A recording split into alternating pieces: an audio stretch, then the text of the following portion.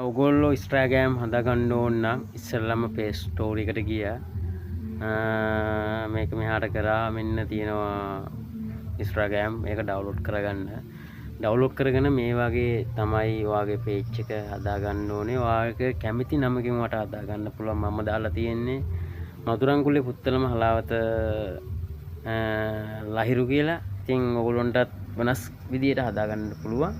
ඔයගොල්ලෝගේ නමකින් ඉතින් මේ ශ්‍රී ලංකාවේ වැඩිම මීඩියා එක තියෙන්නේ Facebook, TikTok, YouTube, Instagram.